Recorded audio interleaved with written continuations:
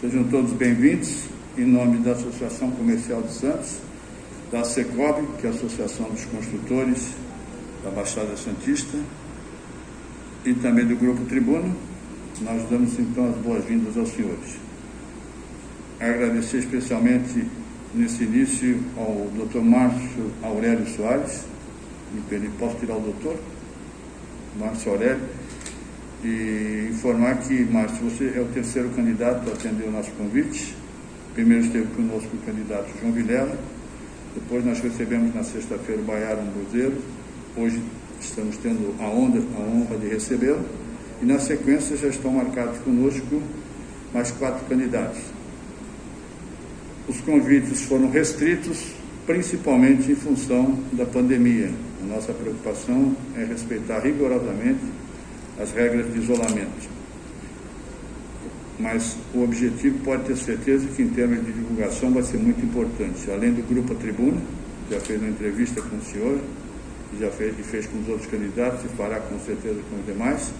A divulgação depois do nosso site, todo o debate será gravado, posteriormente será disponibilizado um link no nosso site para acesso de 270 associados da Associação Comercial, todas as grandes empresas. E a mesma coisa ocorrerá também no site da Secob. Então você pode ter certeza, Márcio, que o alcance vai ser muito grande e muito positivo. E nós esperamos que o encontro de hoje seja um sucesso.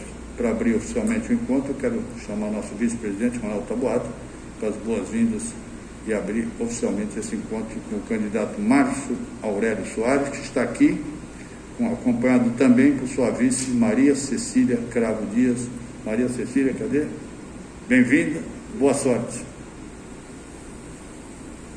Bom dia a todos. É com muito prazer que estamos recebendo aqui mais um candidato à Prefeitura de Santos, Márcio Aurélio. Por tradição desta casa, em todos os períodos de eleições, nos 3 níveis de governo, federal, estadual e municipal, nós sempre abrimos as nossas portas para que possamos, além de trazer as propostas pelos candidatos, que isso também sirva de um debate para alimentar ainda mais, propiciar uma avaliação melhor em relação a essas propostas. Importante ressaltar também que nós, da diretoria, neste primeiro momento, entregamos a todos os candidatos um projeto do Condesan para que isso possa ser inserido na agenda dos candidatos e, eventualmente, nós também podemos participar disto no amanhã, sendo também uma mola propulsora desse desenvolvimento da Baixada Santista. E outra coisa que é muito relevante neste período de eleição, não poderíamos deixar de registrar, é que a Associação Comercial, agora no próximo dia 22 de dezembro, está comemorando 150 anos de existência. Isto é uma prova da sua solidez em relação a esse período todo em que ela permanece à disposição de toda a comunidade. Assim sendo, Márcio Aurélio, eu solicito que você compareça à frente. Sinta-se em casa, uma boa sorte, que Deus te ilumine. Márcio, muito obrigado. Me permite, de acordo com a regra, você terá até 40 minutos, de 30 a 40 minutos, para fazer a sua exposição. Em seguida, nós abriremos para perguntas não só dos convidados, como principalmente da imprensa também. Tá bom? Sim. Quando faltarem 10 minutos, educadamente, eu vou apenas alertá-lo, não se tratará de nenhuma indelicadeza, apenas para que você saiba que você terá 10 minutos para concluir, tá bom? Eu agradeço. E reitero que depois toda a gravação irá para o site da SES e também da Secob, tá bom? Ótimo. Obrigado, bem-vindo, fique à vontade. Se quiser tirar a máscara, como o senhor está distante, fique à vontade. Eu vou ficar à vontade, porque nessas eleições... E você é médico, né? Você é médico e sabe o que faz. A gente está se acostumando a falar em 30 segundos, 45 segundos, 1 minuto, com o cronômetro na frente, aquilo dá um arrepio. Mas, enfim, quero agradecer a você, Márcio Carlos, ao Ricardo, ao Manuel Taboado, Ricardo Busquisa, que representa aqui os sindicatos da Associação Comercial de Santos. Estou me sentindo em casa mesmo, aqui é a terceira vez que eu venho e sempre sou muito bem recebido. Na primeira vez nós recebemos o projeto, né, planejamento para 2024, 2040, e digo a vocês que fiquei realmente impressionado com o trabalho o aprofundamento desse trabalho, que nos ajudou mesmo a pautar o nosso programa de governo. E a gente tem sempre que fazer umas consultas ali. Eu quero antes me apresentar pessoalmente, né? Márcio Aurélio, sou médico, tenho 62 anos, 36 anos de formado e fiz saúde pública, sempre militei na área social. Assim que eu me formei, tentei ser cirurgião, como a minha esposa que está aqui, eu aproveito a apresentá-la, doutora Alcione, que é cirurgiã, mas eu achei aquela especialidade muito técnica e não completei a residência. Resolvi, então, a exemplo do meu pai, que era oficial do Exército, ser médico do Exército, fui tenente médico do Exército, e descobri que a minha vocação era atender as pessoas. E eu fui para o interior, fiz minha mala, fui para o interior de Minas Gerais, fiz o curso de saúde pública, medicina social na Fiocruz, e lá na cidade de Três Pontas, cidadezinha de 50 mil habitantes, eu não tinha nada, só tinha um postinho que eu chamava de pai, né? Pronto atendimento infantil, tá? Só cuidado de vacinação e assistência materno-infantil. E a gente então fez toda a programação de atendimento regionalizado dos bairros e os ambulatórios de especialidades, trouxemos médicos profissionais do Rio, São Paulo, Juiz de Fora, Belo Horizonte, especialmente porque não existiam os profissionais adequados. Nem mesmo auxiliar de enfermagem, técnico de enfermagem, nós formávamos agentes comunitários de saúde na própria comunidade. Isso já era, eu fui para lá em 87, fazia parte do projeto da reforma sanitária, chamavam de movimento sanitário. Quem fazia parte era o Zé Maria Borges de Belo Horizonte, Davi Capistrano de São Paulo, Nelson Rodrigues de Campinas e o doutor Sérgio Arouca, que era presidente da Fiocruz, que culminou em 88, dia 5 de outubro, promulgando a Constituinte, estabelecendo a saúde como direito de todos e dever do Estado. E depois, em 1990, regulamentou todo o SUS, né, com seus princípios básicos, que é regionalização, universalização, hierarquização. Universalização porque até então você só podia ser atendido se tivesse carteira assinada, né? As pessoas que não tinham carteira assinada não podiam ser atendidas. Eu lembro que nessa época eu tive uma doencinha meio chata, e eu fui para o INAMPS, morava no Rio de Janeiro, fui para o INAMPS de Ipanema. E chegando lá, eles me fizeram atendimento de urgência. Disseram, seu pai é oficial do Exército, então você vai para o HC, Hospital Central do Exército. Não podia ser atendido ali. Então, as pessoas que não tinham nenhum tipo de dependência ou sistema mutuário, elas não tinham esse tipo de assistência. Isso marcou a legislação brasileira como uma das mais avançadas do mundo. E hoje o SUS é um dos grandes programas de saúde de todo mundo, da forma abrangente e profunda que ele trata.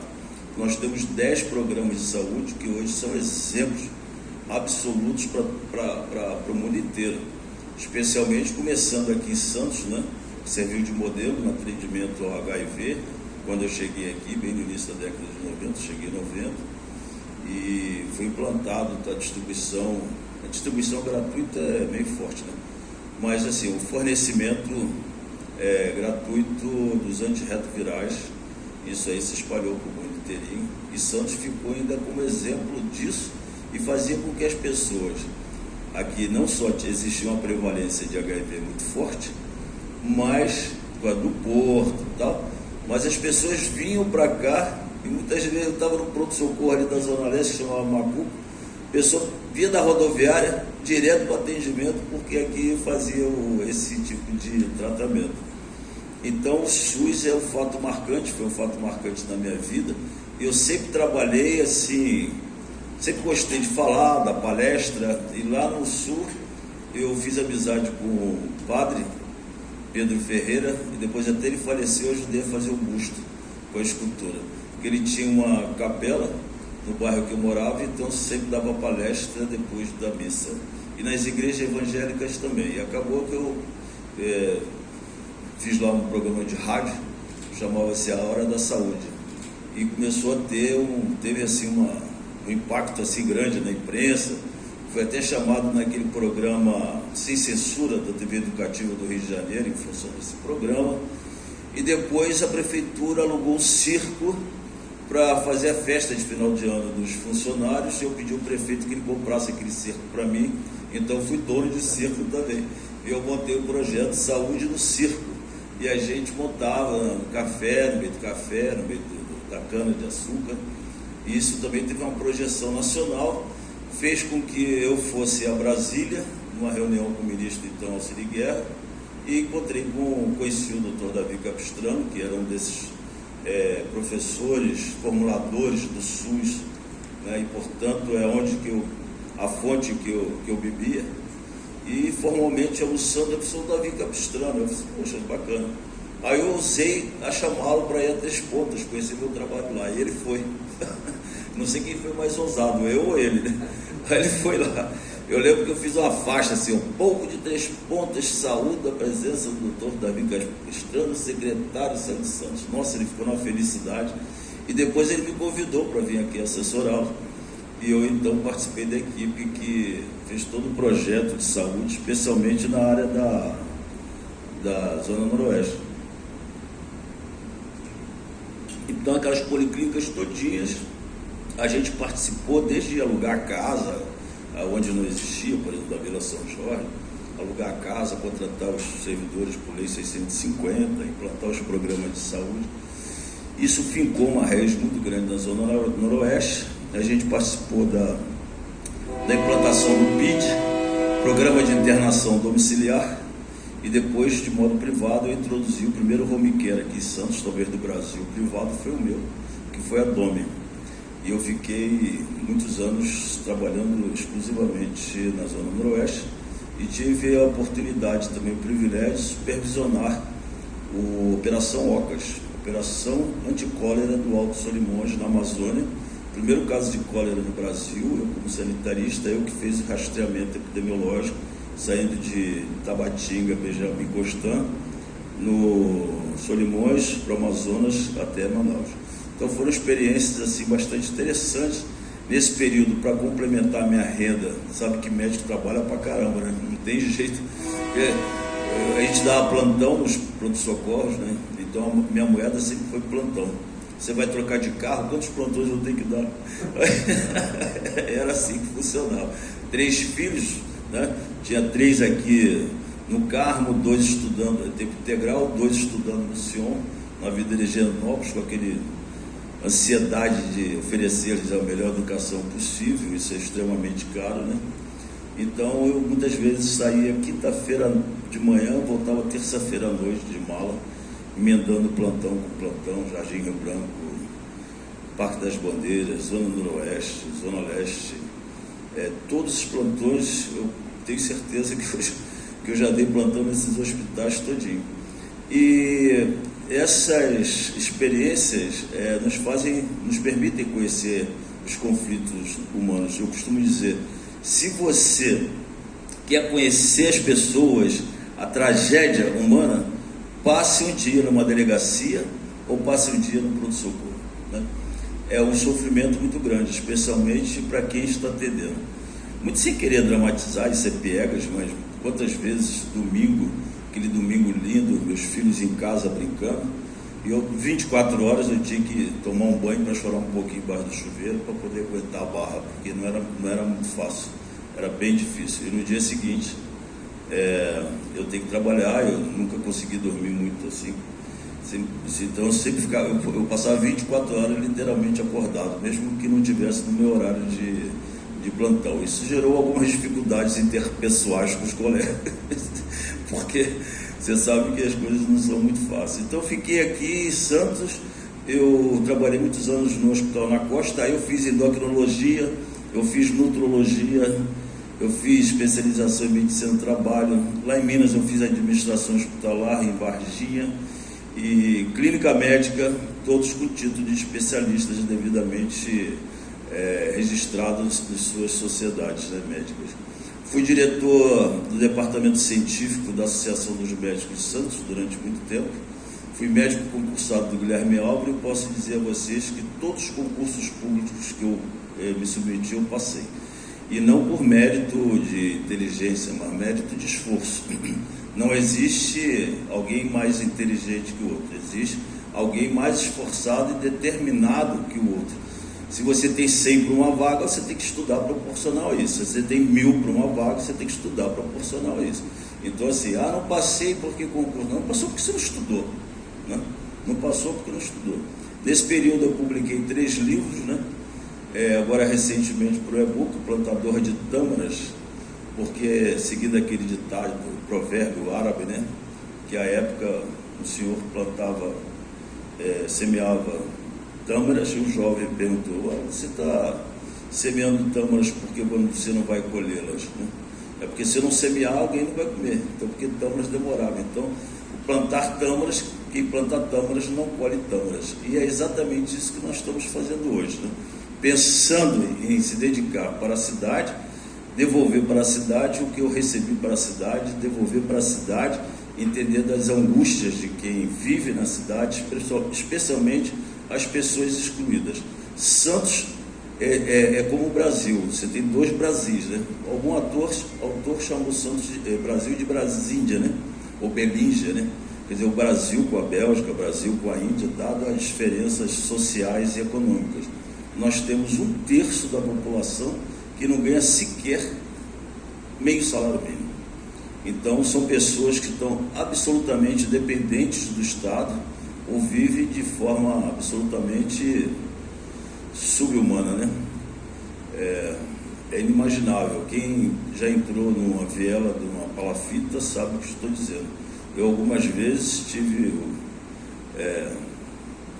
oportunidade de resgatar a criança da maré, que a criança aspira, vai para a UTI e faz uma pneumonia grave, porque o madeirite ali mofou e arrebentou e tal.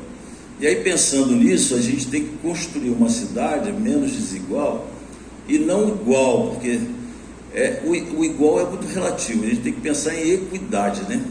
As pessoas de acordo com as necessidades dela, né? Você imaginar que nós temos 84 escolas municipais, somente 4 têm AVCB. O que é o AVCB? É o auto de vistoria do Corpo de Bombeiros, é o certificado de que aquele prédio está seguro.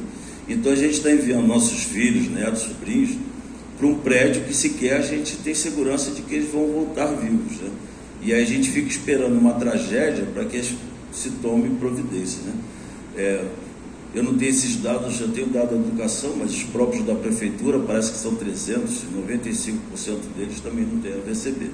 No entanto, o Corpo de Bombeiro e a prefeitura exige esse AVCB para tirar o alvará. Então, é uma incoerência, né? É uma contradição. Em termos de qualidade da educação, nossa educação é sofrível. Existe uma avaliação que é chamada IDEB, Índice de Desenvolvimento da Educação Básica, que é conferido pelo MEC de 2 em 2 anos. No ano par ele divulga do ano ímpar.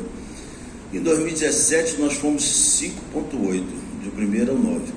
E em 2019 fomos 5,7, quando o mínimo estabelecido pelo MEC é 6. Quer dizer, nem o piso da qualidade da educação, a meta, nós conseguimos atingir.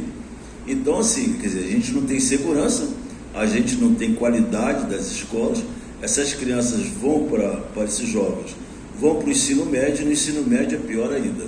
Então ela sai sem qualificação e sem interesse, o que é pior.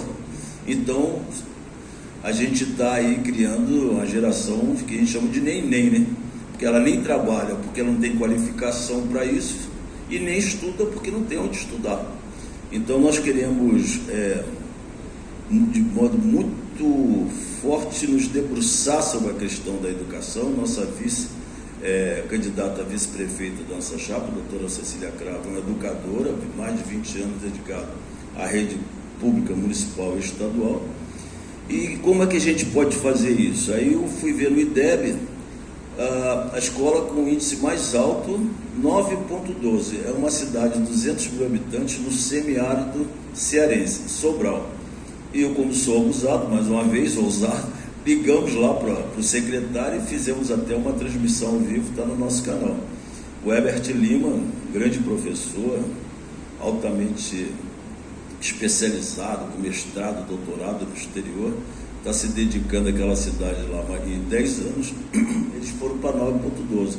Então, o que você tem que fazer? Tem que fazer, não tem fórmula mágica, você tem que remunerar bem os professores, ter uma escola com segurança, entender que o aluno não está mais passivo, ficar sentado, você ficar aqui com o giz e decorando, e trazer a comunidade para dentro da sala de aula, para dentro das escolas, e ter uma gestão democrática disso aí, quer dizer, e dar boa alimentação, quer dizer, tudo que a gente pode fazer, não tem nada de impossível para a gente. Lógico que a gente em 1 ano, 2 anos, 3 anos, não vai para 9, mas a gente tem que recuperar isso aí, pelo menos meio ponto, ano a ano, 1 ponto de 2 em 2 anos, para que a gente possa ter orgulho de dizer, olha, nossa cidade está oferecendo uma educação bacana para os nossos jovens, né?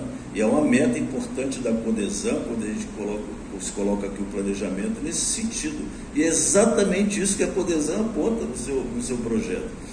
Nós podemos permitir o quê? Qualificação desses jovens do ensino médio. Hoje a gente tem que entender que criar emprego não é mais só abrir vagas de trabalho, carteira assinada. O mundo mudou. Nós estamos entrando na 4ª revolução industrial, na conexão 5G. Por que a 4ª revolução industrial? O que é a conexão 5G? Ela simplesmente está aprofundando aquilo que já existe. A partir da 3G, 4G, a 5G, que hoje a China está na frente, nós temos que buscar essa tecnologia. Hoje, daqui a uns dias, você vai ter, a China já está testando isso, coletivo, transporte urbano sem motorista. O Uber, a empresa, está testando carro sem motorista. Você vai pedir uma pizza, a pizza vem com drone e entra na tua janela e põe na sua mesa. É simples. Então, nossos jovens estão preparados para isso? Não estão. Não estão. Tem WhatsApp, Facebook aqui no celularzinho ruim e não consegue sequer baixar uma imagem mais pesada, não tem tecnologia para isso, não tem ferramenta para isso. Então nós vamos criar uma universidade pública virtual. Ah, mas isso é promessa de candidato. Não, é simples. Os jovens não fazem EAD, curso de EAD, ensino à distância. Para você estar envolvido nessa tecnologia, você tem que conhecer, nessa revolução, você tem que conhecer a tecnologia profundamente. É o web designer, é o rapaz que faz animação, é o outro que sabe de iluminação, é outro que sabe de editoração de imagem, e você pode fazer esses cursos técnicos por EAD. Você dá o notebook para o menino e você, depois da sua formatura, você concede definitivamente a posse desse notebook. Ou seja, você ofereceu conhecimento e ferramenta para ele trabalhar. E desta forma, ele pode estar em qualquer lugar e desenvolver o seu trabalho. Da mesma forma, aquele que quer fazer um curso superior, ele pode fazer um curso de gestão pública, de bacharel em direito, fazer curso de inglês. É uma infinidade. Quanto é que é um curso desse? R$200. Poxa, se você comprar um pacote de 300, 400, 500 cursos, isso aí cai pela metade. O notebook vai cair por R$1.500. Isso é dinheiro de cafezinho para um orçamento de 3 bilhões, de 300 milhões. Não dá 0,5% do orçamento. E você pode oferecer até 1.000, inicialmente, cursos desses por ano. Ao final, nós vamos fazer uma grande festa no centro de convenções, graduar esses meninos, diplomar esses meninos. A gente vai ter essa felicidade de oferecer isso para todos. Não só para os estudantes, como também, e isso o plano da Codesan contempla, que é se utilizar dessa ferramenta para a reciclagem dos professores, para o estudo dos professores. Ele pode fazer uma complementação da formação dele em mestrado, parte EAD, um EAD tutoriado, um doutorado tutoriado, e ele ter gratificação por isso. Não tem nada de complicado. Não tem nada de complicado. Basta você pensar na necessidade das pessoas do dia a dia. Eu vinha falando sobre a questão econômica. É lógico que nós temos que pensar em relação ao porto, às zonas de processamento, de exportação, aos condomínios de logística. Óbvio, nós temos que ter um técnico nos assessorando, né?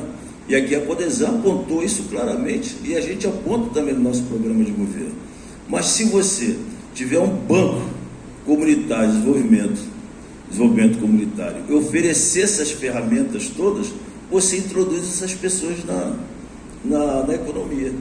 Eu vinha pensando esses dias, não deu tempo de botar no nosso programa, que já estava registrado no TSE, nós somos uma cidade plana, basicamente plana. Nós temos as vans que transportam as pessoas para os morros.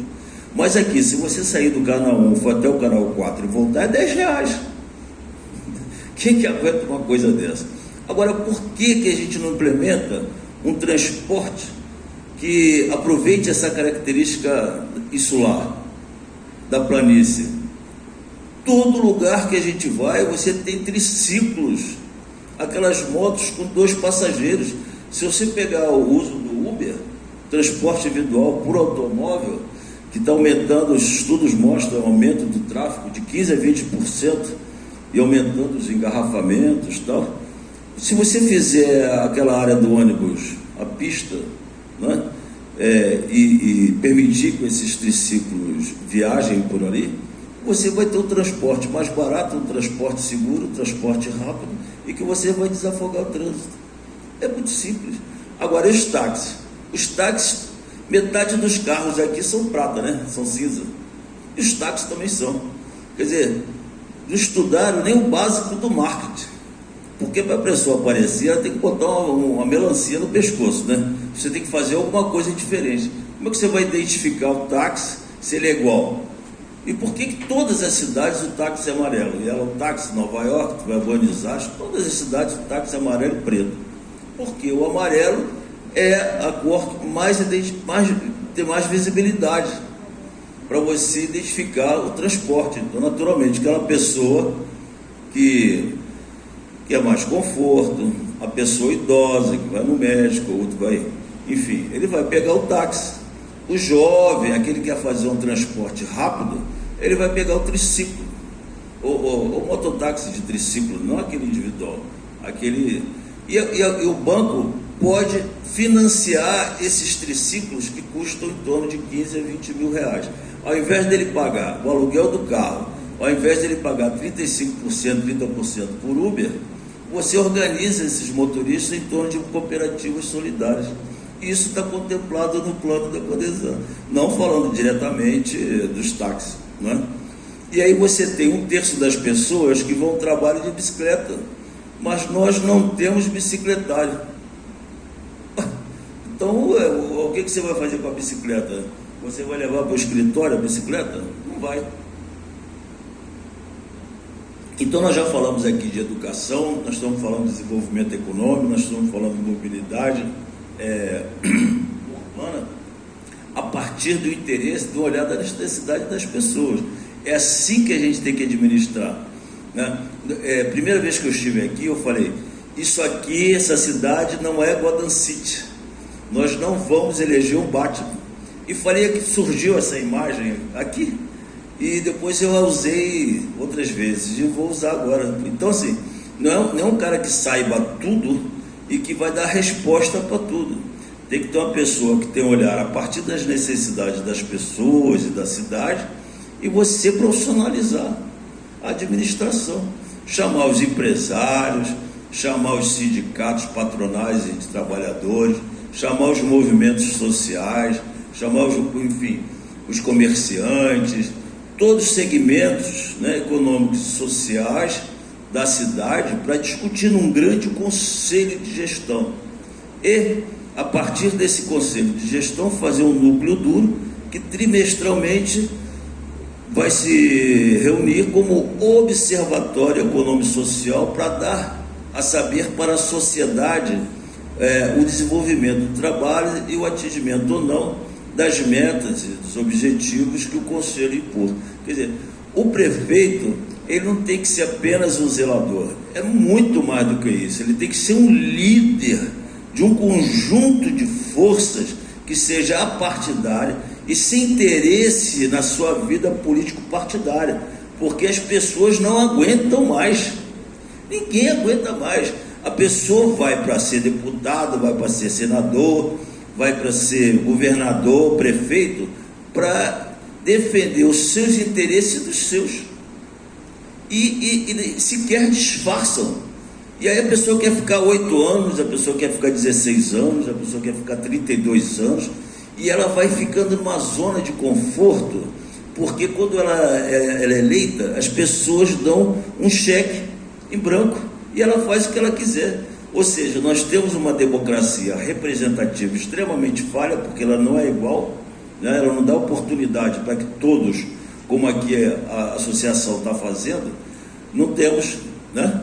São poucos os lugares que estão dando as mesmas oportunidades, a começar da legislação eleitoral, porque eu tenho 38 segundos, 40 segundos, e o meu adversário tem 4 minutos e pouco, porque ele juntou todas as forças que tinham televisão, não é? E alguma coisa ele ofereceu. E aqui não vou ser leviano de ficar acusando, mas alguma coisa teve troca para um deputado estadual que foi extremamente bem votado, abrir mão de uma candidatura dada como certa, eleita, e de uma deputada federal dada como certa, abrir mão, de outro deputado estadual, abrir mão. Então, assim, há uma conjunção ali de interesses, né, que não são públicos e não são publicizados. Quer dizer, eles são públicos, mas não são tornados públicos. E o interesse público, eles têm que estar aberto e mostrado para o público. Isso é uma questão principal, né? A coisa pública, ela tem que ser tornada pública. O cafezinho tem que sair do gabinete e ir para a Praça Maior, né? Não necessariamente no Carioca, que é muito bom, mas que seja de alguma forma ali. Isso não pode ser retórica. Na saúde, nós temos, essa semana, ontem, me reuni com um grupo grande de moradores lá no Marapé, ali perto do Memorial, e eu estava dizendo para eles, nós temos um equipamento aqui excelente, né? A Policlínica do Marapé é um prédio ótimo, tem elevador, e tem que ter mesmo elevador para as pessoas idosas e para o segundo andar, mas não tem médico. Você já viu? É a mesma coisa você construir uma bela de uma casa e você dormir no chão, não tem dinheiro para comprar a cama, fica sem sentido. Como é que não... Chega às 5 horas da tarde, não tem mais ninguém lá, só tem um auxiliar de enfermagem te olhando com cara feia, tipo assim, né?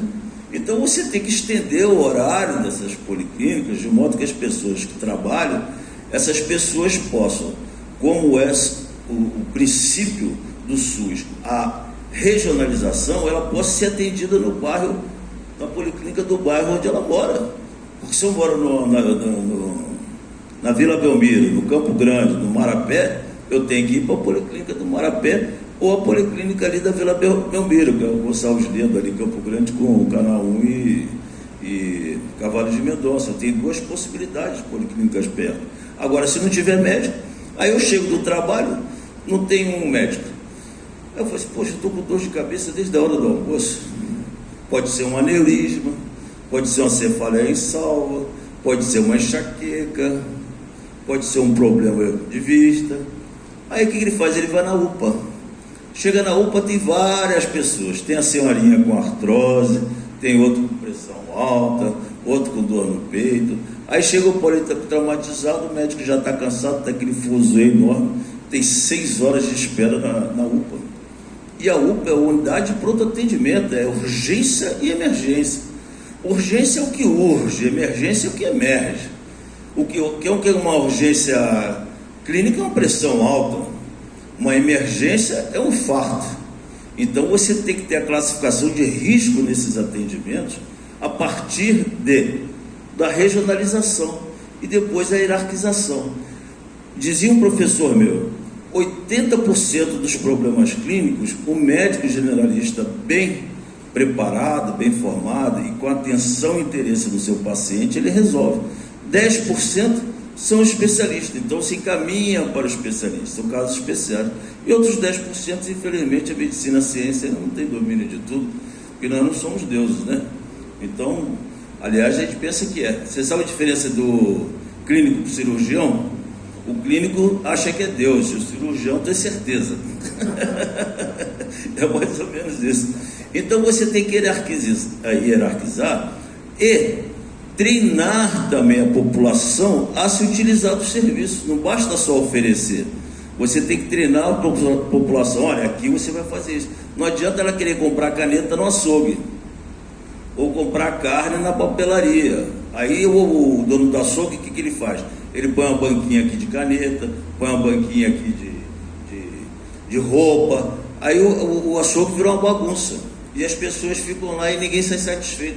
É isso que está acontecendo aqui na saúde. Por quê? Eles terceirizaram o serviço das UPAs e do Ambesp, no ambulatório de especialidade e hospital, e aí você perde, botar um advogado como secretário de saúde, você perde o controle epidemiológico de estudo de demanda e de impacto na saúde das pessoas, porque basicamente a saúde pública você tem que estudar a demanda, a oferta de serviços e o final dessa equação, que são as taxas de mortalidade, os índices de prevalência das doenças, e você fazer esse acompanhamento epidemiológico, porque senão vira assim, apagador de incêndio.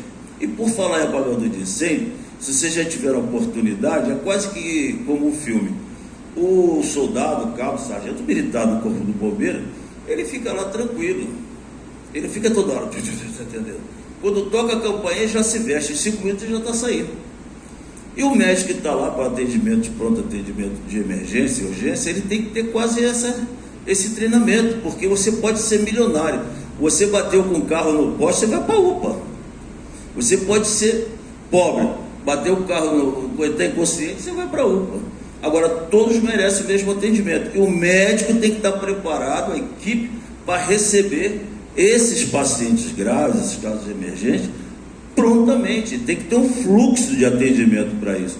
Tem que ser um atendimento profissionalizado. Agora, se você terceiriza isso, lava as suas mãos, aí quanto mais atendimento, eu não sei se o contrato é por demanda ou se por horário.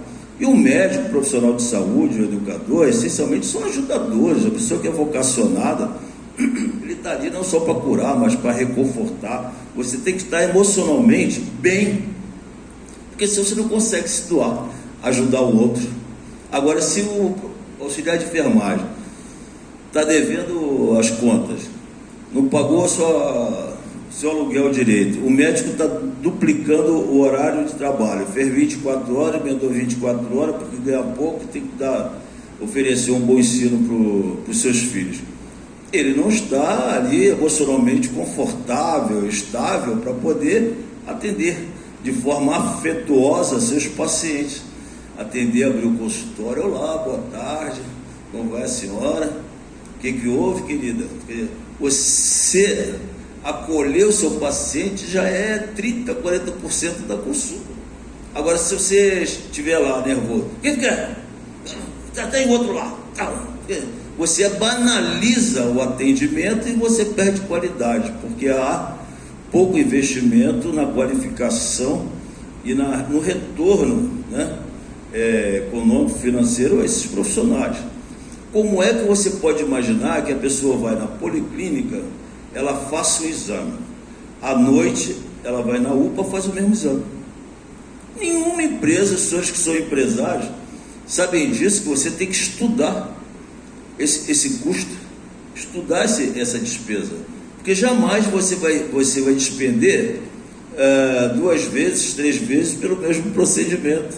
Então você tem que informatizar, e hoje a legislação permite que o paciente e estimula que o paciente tenha informação sobre o seu prontuário. Então você tem que ter um prontuário eletrônico. Para onde ele for, esse prontuário está aberto para ele, paciente, e para todo o serviço de saúde, idealmente até para iniciativa privada também, para que isso não se repita.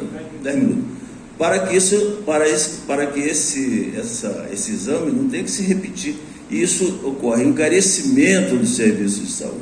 Então, na saúde, nós temos como nos debruçar imediatamente em relação ao horário de prestação de serviço, a extensão, a discussão desses contratos com as OS, a questão da informatização e a questão do medicamento. Não adianta você também ter um médico e se você não tem um remédio. E hoje a queixa unânime é que não existe medicamento nos serviços de saúde de forma regular. Chegou o remédio, os pacientes vão lá, pegam, e no mês seguinte não tem remédio. Chegou, entendeu? Então o que nós temos que fazer? O Brasil, ele importa 85% das substâncias químicas que são utilizadas rotineiramente por nós.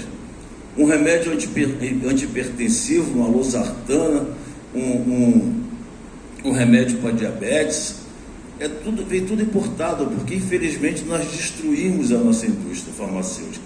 Agora, recentemente, o governador Dória está querendo privatizar a FURP, que é a Fundação do Remédio Popular, que já estava às moscas lá, abandonado.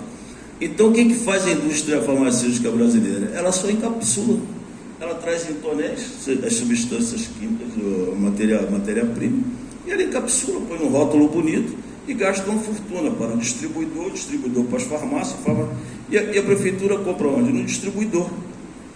Então, isso é muito caro. Então, o comprimido que custa 1 centavo, ele sai por R$1. Por que a gente não pode fazer isso? Quem nunca fez remédio na farmácia de manipulação?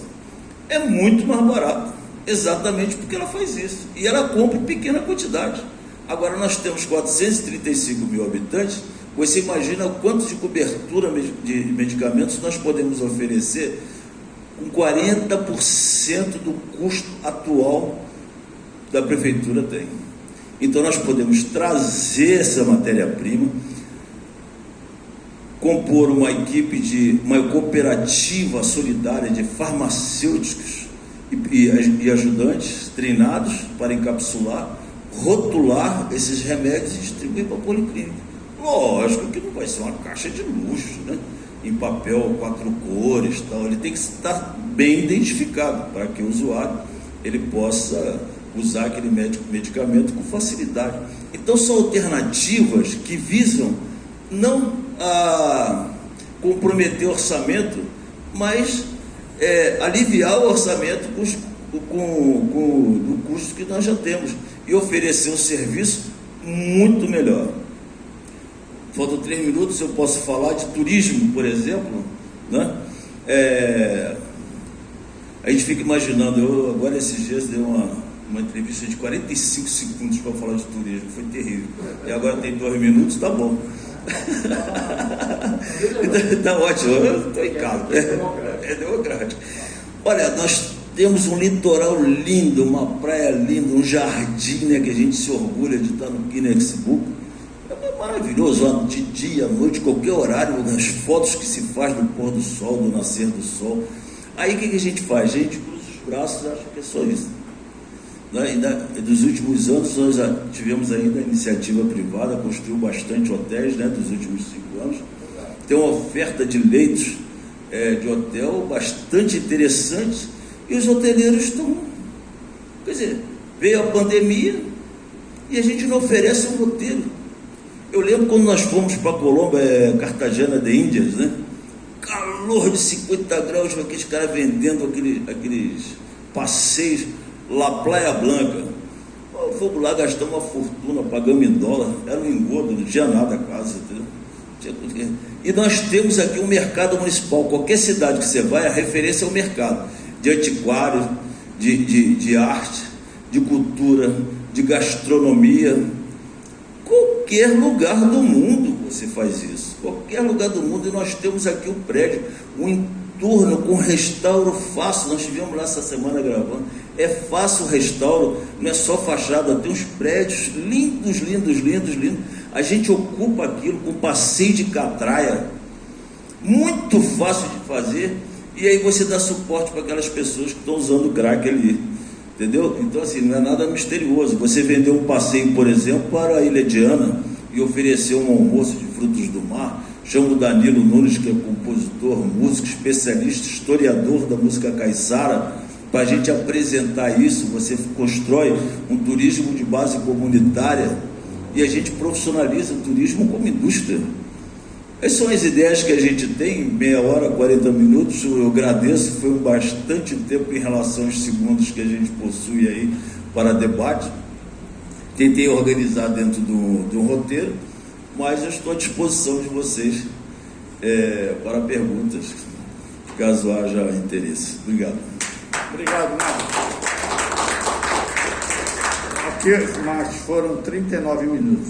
37, mas eu dei... mais 1 minuto, então. Mas, não, você vai ter mais tempo, você vai continuar conosco, e com certeza teremos algumas perguntas. Algumas não bastante, eu pelo menos tenho umas 15. Mas eu vou dar prioridade aí as pessoas presentes no nosso plenário. Mas desde já, Márcio, muito obrigado pela sua presença, pela sua apresentação, parabéns. Agradeço também a sua vice, Maria Cecília Cravo Dias. Alguém que gostaria de iniciar, dar o start, por favor? Ricardo Mesquita, presidente da Secob. Bom dia a todos. Queria, mais uma vez, em nome da Secob, agradecer essa parceria com a Associação Comercial, dizer que a Associação Comercial, a Secob, os sindicatos, hotéis, bares e restaurantes, juntamente com a Unisantos, estão no processo de formação do Conselho de Desenvolvimento de Santos. E essa conversa com os candidatos, com as pessoas que estão no meio político, é fundamental, de fundamental importância, para que a gente possa poder realizar esse planejamento, que ele tem que vir ao longo dos anos. E não, como você bem disse, só com o telefone vermelho, o comissário Gordon chamar o Batman. Então, acho que nós não queremos mais isso. A sociedade civil organizada não aguenta mais isso. Nós temos um sócio, que é municipal, federal e estadual, que nos consome 6 meses por ano de impostos. Então, nós estamos exauridos. Bom, nós começamos da indústria imobiliária. A gente está vendo aqui o centro ele definhar ao longo desses anos todos aí, e a parte que é do privado, que existe mercado para compra e venda, ela se resolve com naturalidade, porque o setor é o setor do mercado, ele só constrói para quem pode comprar, então a gente só vende para quem pode pagar. Existe uma outra formatação, que é do Minha Casa Minha Vida, hoje verde e amarela, que atende as camadas mais necessitadas da população. E há uma necessidade de moradia no centro. Até um tempo atrás, não lembro a data, não se podia fazer prédios para moradia aqui no centro. Está começando a haver uma abertura, com as modificações de uso e ocupação do solo, mas o que a gente vê é que a gente não tem mercado ainda aqui, porque qualquer empreendimento ele tem que ter uma viabilidade econômica, senão o setor privado não vai vir aqui.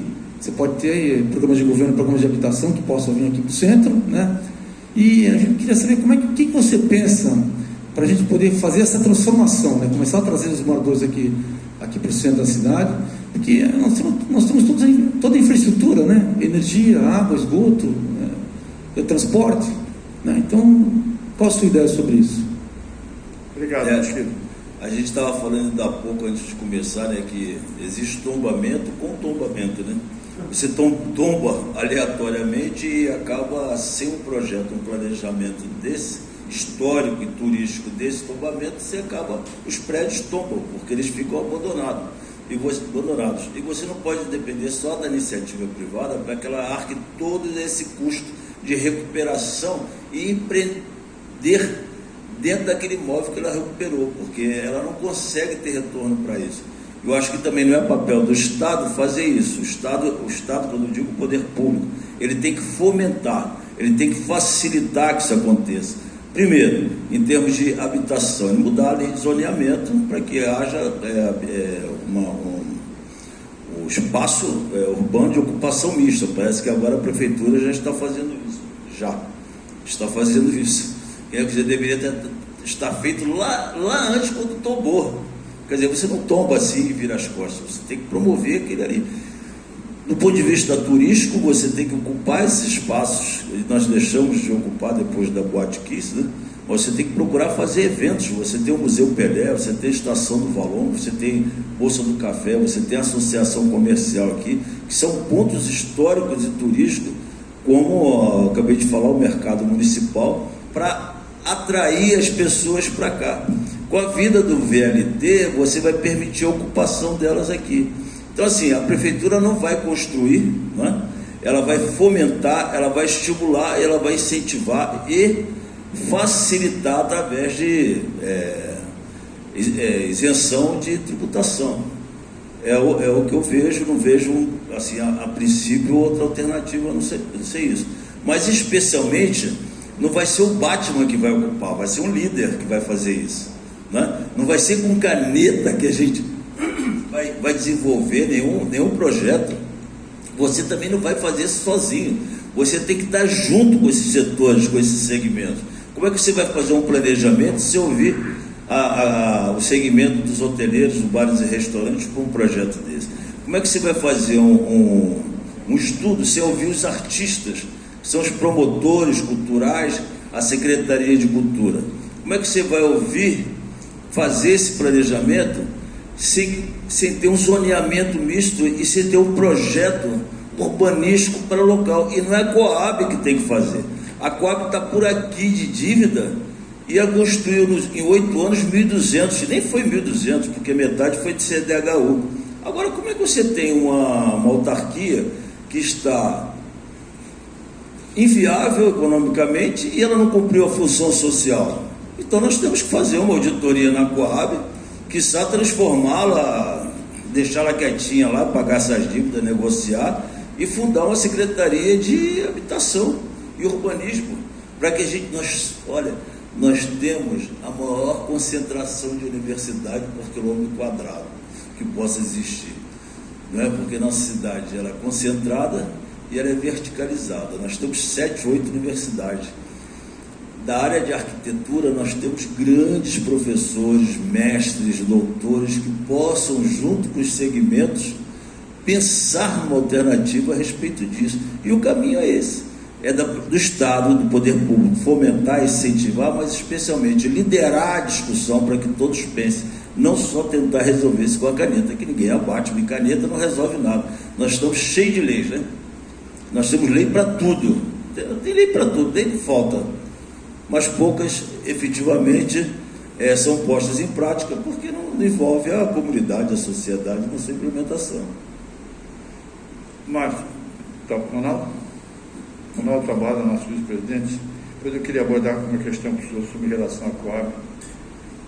Ronaldo, por favor. Dentro desse seu plano de governo, nós temos observado aqui, principalmente Santos, que é uma terra plana, ela tem o seu povo extremamente caloroso. Nós tivemos recentemente essa questão do petróleo e gás sendo altamente divulgado e que não prosperou, muito pelo contrário, acabou criando problema sério para os empreendedores que foram atrás daquela linha, aquela ampla divulgação e marketing. E com isso, nós ficamos com uma população hoje que a gente chama de cidadão vulnerável em todos os cantos da cidade. E não é só no mercado. O mercado já é tradicional e parece que é a matriz. E criou-se filiais dessa população em todos os níveis aqui da cidade. Consequentemente, isso traz também o ambiente da insegurança, dos furtos, dos roubos, dos assaltos. Dentro desse ambiente, no seu programa de governo, qual é a expectativa com relação a esse cidadão vulnerável, que inclusive tem até, obviamente, muitos que estão egressos aí de problemas carcerários e drogas, uma infinidade de problemas. O que é previsto? Sim. A partir de 2014, nós viemos vivendo e aprofundando uma crise econômica e social muito grande no Brasil. Existia uma expectativa enorme aqui de Santos da gente conseguir, através do pré-sal, dar um salto de qualidade na economia da cidade, mas que se frustrou, deixando especialmente grandes investidores de calça curta, aí com todo o planejamento que as empresas têm, deixaram, porque se você não tem uma estabilidade econômica, uma previsibilidade a médio e longo prazo, você não pode fazer planejamento do seu negócio.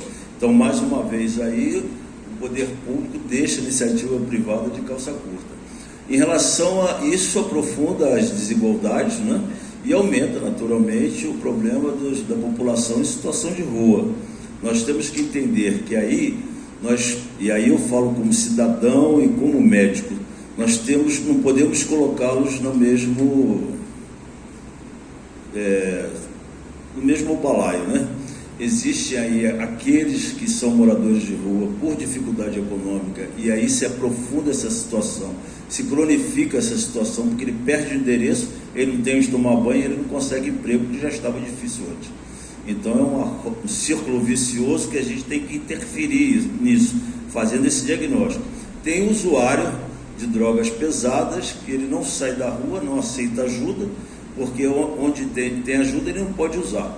Então você tem que abordá-lo do ponto de vista médico, fazer um diagnóstico psiquiátrico e chamá-lo para uma comunidade terapêutica, entendendo que ele não é obrigado a ir. Então você não pode retirar ninguém forçadamente, mas você também tem que identificar nessa população o crime, porque também tem infratores, tem criminosos ali, eles devem ser abordados, né? Porque é morador de rua, está ali, a polícia passa, cadê seu documento? Não tem, então vamos para a averiguação, vamos fazer uma averiguação, quero só digital, vamos mapear toda essa população, basta querer. A prefeitura tem excelentes projetos de consultório de rua, mas atende 10, você tem 1000, atende 10, ela não tem impacto social. E aí você incomoda as pessoas, porque por mais que a gente tenha uma visão humanística, incomoda a gente. Incomoda porque a gente fica com medo. Eu moro na Vila Belmiro, no torno dali do estádio, ali é moradia. Muitas das vezes, bato em casa, minha mulher, ela é super humanista, e aí vai um colchão, vai um cobertor, vai um lençol, a gente oferece, lógico. Então tem essa questão primária.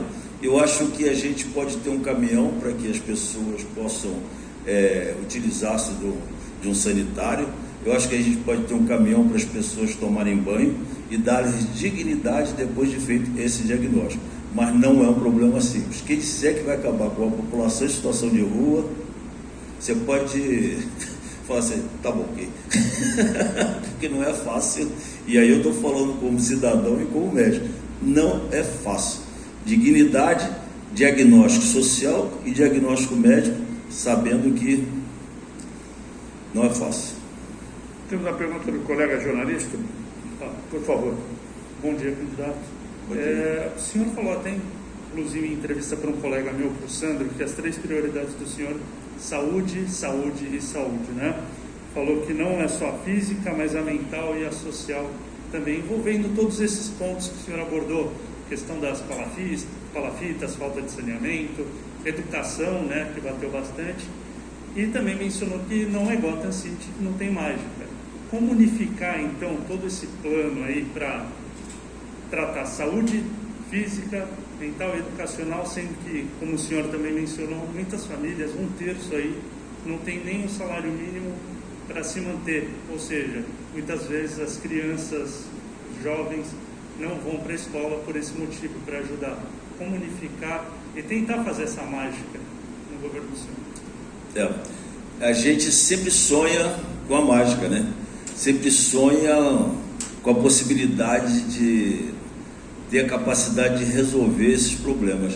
Não é fácil. Se nós continuarmos seguindo esse modelo de administração pública que nós temos, que é a saúde vai para você, a educação vai para o partido tal, a cultura, eu fiz um acordo aqui de televisão, vai para outra, aí você não tem integração nisso.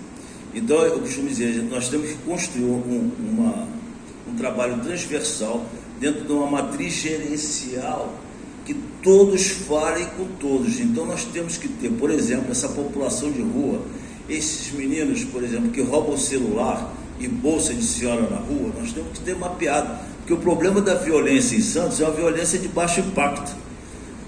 Ele é o roubo e furto. A prefeitura não vai discutir latrocínio, não vai discutir roubo de carro, não vai discutir homicídio, não vai discutir tráfico de drogas. E você não vai fazer da guarda municipal, né, um GOI da vida, um BAEP da vida, uma rota da vida. Então você tem que falar da importância devida à questão cultural, da importância devida à educação, à saúde, agindo transversalmente, fazendo busca ativa. Nós temos 435 mil habitantes, nós temos 1/3 deles, 150 mil. Nós vamos ter aí 1.500 jovens em situação de dificuldade e vulnerabilidade. Será que a gente não consegue ter um projeto para atender 1.500 jovens? Cara? Eu não acredito nisso. É impossível, cara. É lógico que a gente consegue. Para isso você tem que querer, para isso você tem que vir para a sociedade discutir isso. Mas o que acontece? Os administradores, a política que nós fazemos é uma política horizontalizada, de cima para baixo. A pessoa fica lá dando canetada, assinando o decreto, tal. Ele não consegue mais enxergar a sociedade, ele fica na zona de conforto, e aí trata isso como números. Nós temos que ter sensibilidade, cara. A partir do momento que você tem sensibilidade, você está aberto à possibilidade de discutir com a sociedade o problema. Você tem que ter primeiro para você resolver o problema, admitir que ele existe. A primeira coisa que você vai resolver para resolver um problema, a primeira atitude é admitir que ele existe. E você fazer um brainstorm, como dizem em publicidade, né? Fazer uma tempestade intelectual no sentido de buscar um caminho. Não existe Batman, não existe mágica. Agora, eu não posso acreditar que nós temos quase 2% de jovens até 14 anos que não vão à escola. Quer dizer, você não pode buscar essas crianças. Você tem crianças que são pequenos infratores, já estão mapeados, a justiça te dá esse dado. Você tem que ir lá na casa dessa criança. Sua mãe é drogadita, seu pai está recluso. Você está com quem? Estou com a avó. Você precisa de quê, meu filho? Comida. Nós vamos te dar comida, porque sai muito mais barato olhar para o jovem, porque ele quer ser cuidado, ele quer acolhimento. O Estado só tira direito deles. E quando ele sai na rua, ele não pode entrar no shopping. A polícia pega ele, porque ele se for pardo ou preto. Então, tem que abordar essas crianças, dar-lhes um sentido de pertencimento e acolhimento para eles, porque eles precisam disso. E aí nós vamos criar o agente comunitário, não de saúde que já existe, mas o agente comunitário do esporte e cultura, que vai ser um dos principais agentes no sentido de fazer essa abordagem. Cada canto nós vamos ter, e já existe isso informalmente. É o líder do bairro que organiza a brincadeira, a pelada, o voleibol. Nós temos que ocupar todas as pracinhas. Eu moro na Vila Belmiro, já disse, ali tem uma pracinha linda na Vila Belmiro, e pouco tem uso. Só as criancinhas pequenininhas que vão lá com os avós e tal. Nós temos que fazer ali um parque de recreação aos finais de semana, botar a comunidade junto. Aqui você monta a rede de voleibol, ali você faz uma queimada, ali você faz uma apresentação musical, e principalmente na periferia, trazendo esses artistas de periferia e dando protagonismo para essa população periférica. E aí você organiza, eu sou um sonhador, você organiza uma Olimpíada Interbairros, como a tribuna já faz no handebol e no futsal. Você vai ampliar para fomentar, estimular o exercício dos outros esportes. Imagina você ter um campeonato de surf, agora essa bateria, Areia Branca, Boqueirão, Radioclube, Zé Menino. Aí os meninos descem na bateria de surf. Isso ele não está pensando bobagem. Você entendeu? Depois, no ano seguinte, trocando, invertendo, você faz Olimpíada Interescolar. Meu tempo tinha essas coisas. E aí o menino vai gostar de ficar na escola, porque ele vai fazer o treinamento, o professor de educação física vai fazer a seleção que vai jogar no handball. O desempenho dele, pedagógico, melhora. A autoestima do jovem melhora, porque o jovem, o adolescente, o referencial dele é o grupo. Não é o pai, não é a mãe. Muitas vezes não é nem a família, ele vive muito mais na rua do que em casa. E esse na rua pode ser lá na escola, treinando, brincando. Você entendeu? Quer dizer assim, tem que ter sensibilidade, tem que ter um olhar. Aí agora ficou na moda, está todo mundo dizendo que candidato, que um vai cuidar, o outro vai humanizar, mas está todo mundo na política há um tempão, não fizeram isso. Ô, Márcio, eu sou médico e faço isso há 36 anos. Eu só quero continuar e ter mais força e possibilidade de chegar mais às pessoas. Enquanto ninguém ainda se apresentou, eu queria colocar, na verdade, teria 3 questões. mas vou fazer por partes. E eu li atentamente o seu plano de governo. Essa versão é de 8 de setembro de 2020, não sei se foi atualizado ou não. O senhor, durante o seu pronunciamento, o senhor falou en passant, mas bem en passant, sobre o porto. Eu senti no plano de governo falta de uma abordagem direta em relação ao Porto de Santos. É impossível dissociar o porto da cidade, seja na relação porto-cidade, seja como fonte empregadora, seja em questão da função do ISS, que a atual gestão não vai nenhuma crítica, apenas uma informação. Aumentou o ISS de 3% para 5%, e houve uma grita muito grande. Queria que o senhor falasse um pouco, se eleito prefeito, como é que será a sua relação, o que é que o senhor pensa do Porto, o que é que o senhor pensa do ISS a 5%? Sim, seria uma leviandade da minha parte falar o que querem muitas vezes ouvir. Não, deixa comigo, eu vou trazer o ISS de 5% para 3%, ou então vou fazer isso. Já anunciaram aqui, um dos candidatos prometeu. Eu sei. Será de 5, cairá de 5 para 3. Mas não é assim, você tem que fazer um estudo profundo do impacto econômico que isso vai causar. Né? E o portal de transparência da prefeitura, ele é opaco, não te permite fazer isso. Eu tenho 2 economistas me ajudando, um aqui em Santos, outro em São Paulo, que tenta extrair informações e não consegue.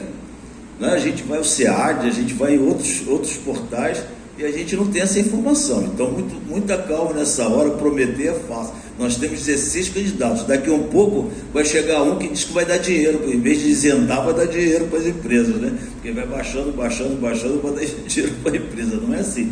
A cidade está dentro do porto, o porto está dentro da cidade. O porto, ele é federalizado, antes fosse municipalizado, como vários portos no mundo, mas não é. Nós temos a autoridade portuária, nós temos conselho da autoridade portuária, que era deliberativo, passou a ser consultivo, da administração pública municipal está de costa para o porto. E aí diz assim, está federalizado, o que eu vou fazer? Não posso fazer nada, não tem gerência nenhuma. Aí você constrói um viaduto e uma marginal, e aí o bairro São Manuel não pode entrar nem sair.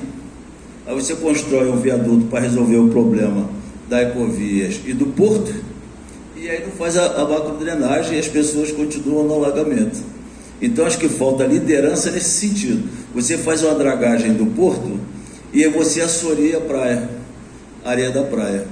Então nós temos que entender que nós podemos interferir politicamente, mais uma vez, não é com canetada, é com discussão com a sociedade e impor as necessidades da cidade, porque isso aqui não é uma cidade, isso aqui é a cidade.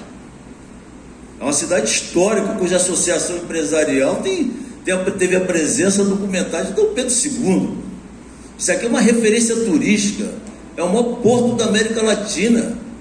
É muito pouco o prefeito tratar isso de forma administrativa. Isso tem que ser feito com liderança política, social, mostrando para as pessoas a necessidade de Santos estar envolvida nesse processo. Nós não podemos simplesmente cruzar os braços. Você tem um centro de excelência portuária que vai falar diretamente com o Parque Tecnológico e com a Univer Santos.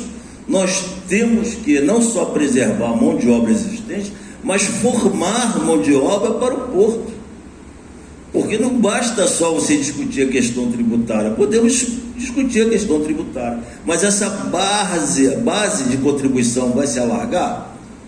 Porque se a gente comprovar, conseguir demonstrar que a base vai se alargar, a gente baixa para 2, 1. Agora, se a gente não consegue fazer isso e sequer consegue ocupar os postos de trabalho que o porto está oferecendo, entendendo que nós estamos dentro daquela perspectiva, não vamos pensar o porto como carregador de saco. Nós temos que pensar o porto tecnológico. E o indivíduo ele tem que estar preparado para se utilizar essas ferramentas tecnológicas. E aí nós temos que formar mão de obra. Como é que você tem um parque tecnológico que vai inaugurar? Já foi inaugurado. E aí, qual o impacto? Só deu uma informação, não briga comigo. Uma véspera de eleição você inaugura tudo. Reinaugurado. Então assim, você tem que se utilizar desses instrumentos, né? Instrumento político para você atuar aí. E aí eu estou falando político de forma substantiva. a política como a ciência do entendimento entre setores, segmentos e pessoas em benefício da comunidade. Não a política adjetivada, que é a política da astúcia, da puxada de tapete, a política do se dar bem, né? Quero levar vantagem em tudo, que essa que é a política que é feita. Então nós temos que quebrar esse paradigma, entender a política de outra forma. Aí nós vamos discutir o porto. Aí sim nós vamos discutir o porto. Aí nós vamos falar como gente grande. Aí nós vamos para a televisão, nós vamos para as reuniões, o prefeito tem que estar com todo mundo discutindo o porto. E aí nós vamos fundar uma TV comunitária. Mas é assunto para depois. Uma das perguntas me chamou a atenção a criação da TV municipal. O colega da tribuna tem mais uma pergunta, depois, se me permitir, estou dando prioridade a vocês, mas se não houver, tem mais uma pergunta depois. Por favor. Complementar então a pergunta do Márcio, o senhor falou do município não ficar só na questão administrativa, de se impor, né, nas questões portuárias.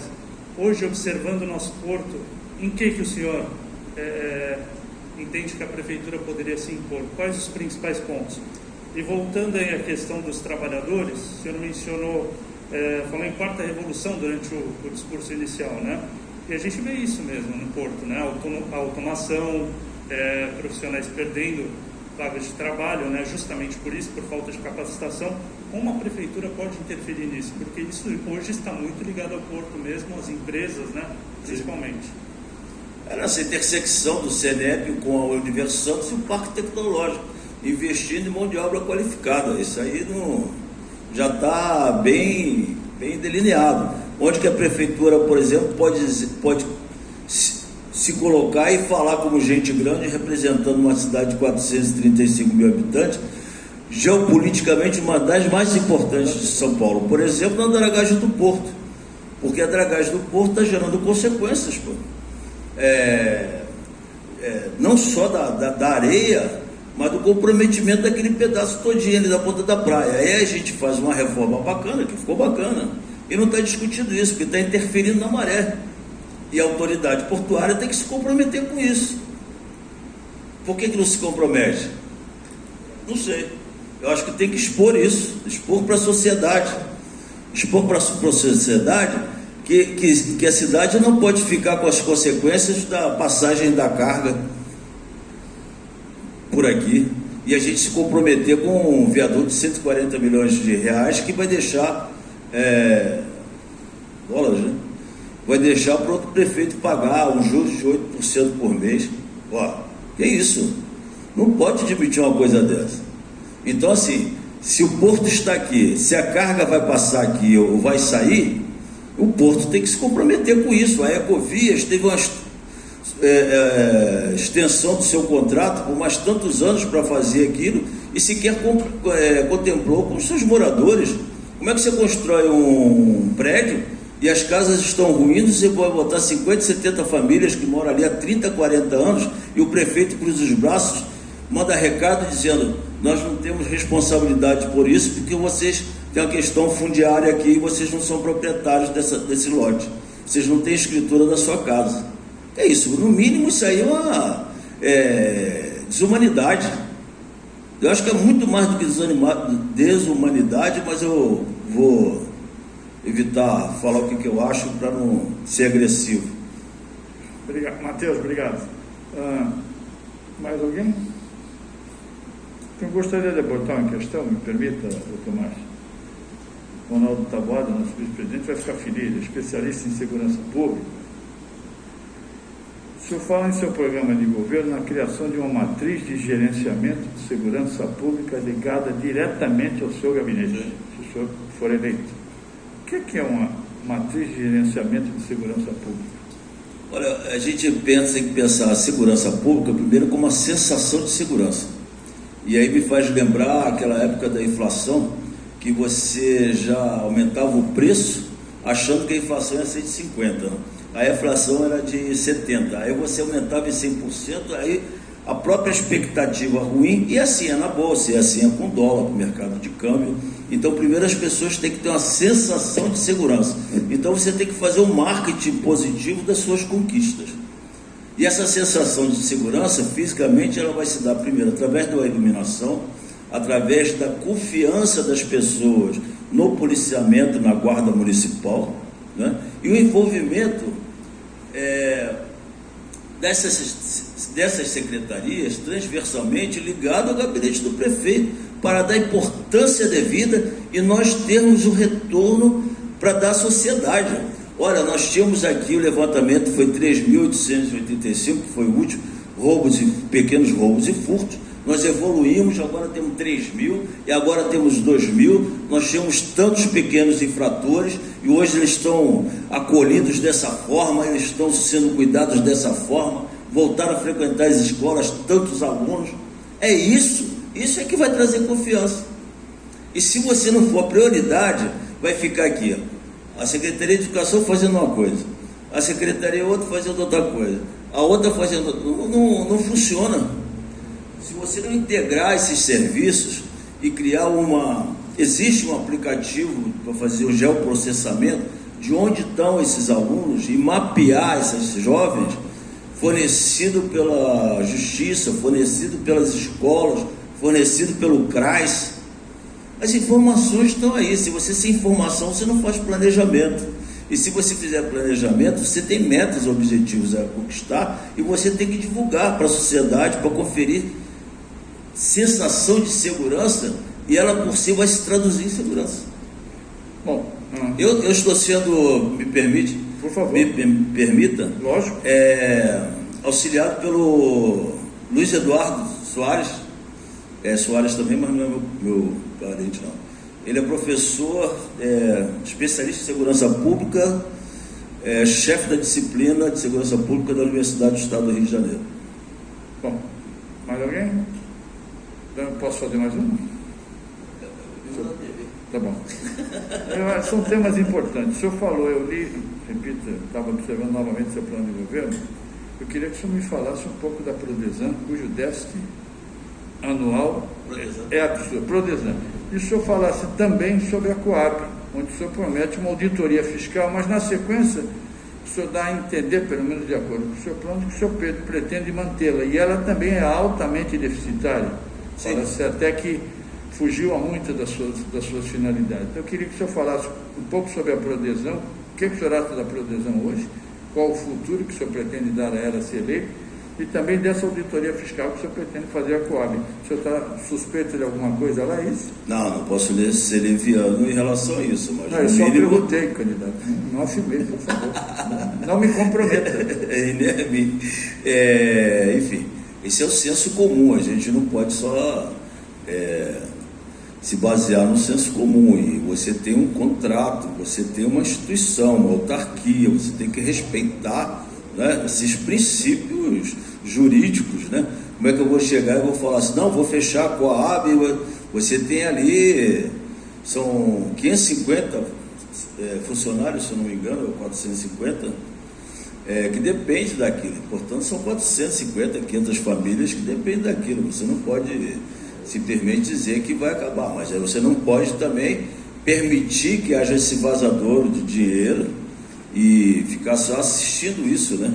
Tem alguma coisa aí, eu acho que tem muito cabide de emprego, e aí essas autarquias servem para isso, né?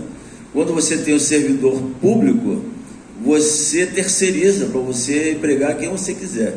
E nas autarquias, nas fundações, também muitas vezes se prestam para isso. Por exemplo, a Prodesan, eu acho que a gente tem que, tenho certeza, nós temos que fazer um investimento pesado na questão dos resíduos sólidos urbanos, né?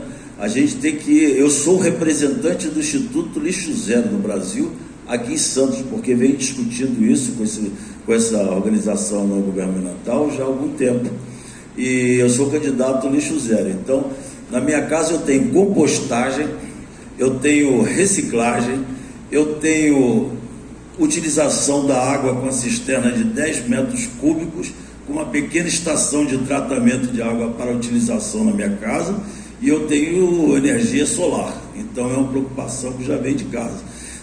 Nós temos que aí dar discussão, não sei se vai fazer isso transversalmente ou se nós vamos buscar ter uma disciplina de meio ambiente no ensino fundamental, mas começar na escola, mostrar a possibilidade que o lixo não é lixo, ele tem valor. E eu, no meu livro, chamo ele de riquixo, né? A riqueza vindo do lixo, porque 30% é papel, papelão, plástico reciclável. Isso é dinheiro, nós não podemos colocar tudo para queimar. E a Prodesan tem um grande papel nesse sentido, de a gente tem que aumentar a coleta seletiva, nós temos que ter ecopontos. A primeira vez que eu viajei para o exterior foi em 1990. Eu fui para Berlim e para Itália, ali Milão. Já tinha aqueles contêineres coloridos para as pessoas por quarteirão, e hoje, até hoje nós não temos isso. Mas as pessoas não vão colocar no lugar certo. Mas você tem que começar, você tem que educar as pessoas, fazer uma campanha por bairro para utilizar aquele contentor colorido. Então, para você investir no reuso. E o material orgânico você tem que utilizar em compostagem ou num biodigestor. A Prodesan ela tem um papel fundamental nessa questão do meio ambiente. Fundamental. E nós podemos usar sua estrutura, que tem uma excelente estrutura para isso. Naturalmente tem uma dívida também, né, do outro mundo. E a gente tem que fechar esses vazadouros aí de dinheiro, porque o dinheiro público ele tem que ser visto como tal. Eu não posso me apropriar, aquilo não é meu. Nós temos que pensar dessa forma e pensar que todo dinheiro mal gasto poderia estar ajudando outros segmentos das pessoas menos favorecidas, não é? Essa é a mudança do paradigma, essa é que é a política, com P maiúsculo, a política verdadeira, trabalhar em benefício das pessoas. Bom, estamos caminhando para o encerramento, mas um ping-pong, sim ou não? Ligação seca, o senhor é contra ou a favor? Sim. Túnel Ponte? Não sou especialista, eu chamaria os técnicos e ouviria a população qual setor que seria impactado nesse sentido. Tá bom. Bom, alguém quer mais fazer mais alguma pergunta? Eu queria chamar o Ricardo Mesquita, presidente da Secop, para fazer um encerramento e agradecer a presença do Dr. Márcio Aurélio Soares, candidato do PDT, acompanhado de sua equipe e também da vice Maria Cecília Cravo Dias. Maria Cecília, parabéns, boa sorte para vocês.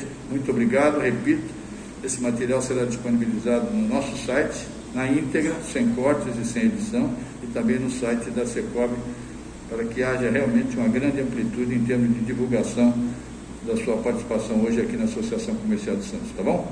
Muito obrigado. Ricardo, por favor.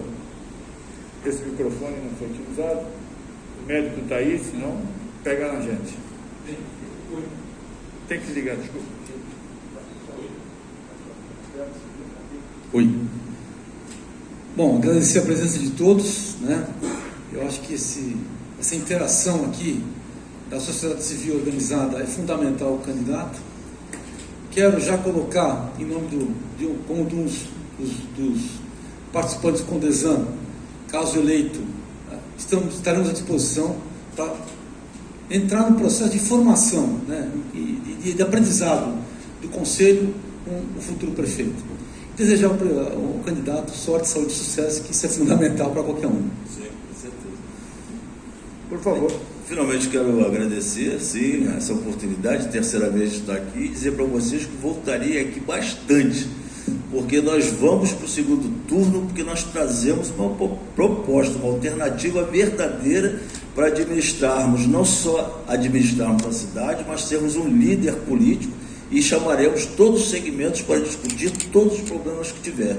Os problemas públicos têm que se tornar públicos e nós vamos trabalhar junto com essa casa, segmento dos empresários, todos, com certeza. Eu tenho essa certeza. Há 36 anos que eu trabalho como médico, há 36 anos eu ajudo as pessoas, há 36 anos eu tenho um olhar para as pessoas e a partir das pessoas, sempre tratando a coisa pública de modo público. Isso aqui não é retórica, isso aqui é minha verdade, é a minha palavra. Por isso que cada vez a gente está sentindo mais receptividade da população, nas comunidades que a gente vai, e está sendo reconhecido nas feiras, nos ambientes públicos, a partir dos nossos programas de TV, né, que estão gerando um impacto muito positivo. Se eleito, o senhor já tem o secretário de saúde definido, né? Já. Já. Quer anunciar aqui? Não. Mas já tem, né? Está presente, não está? Eu acho que assim. Não, A minha esposa, ela é médica, mas ela é cirurgiã. Eu tenho que colocar um gestor de saúde, um médico especialista em gestão de saúde. Um profissional de saúde especialista em gestão de saúde. Nós profissionalizarmos todas as atividades. Você não pode colocar um cirurgião para fazer administração pública na área da saúde. Obrigado, Márcio. Um abraço. Muito obrigado. Muito obrigado, Márcio Aurélio Soares e também Maria Cecília Cravo Dias. Foi uma honra receber vocês mais uma vez. Muito obrigado, boa sorte.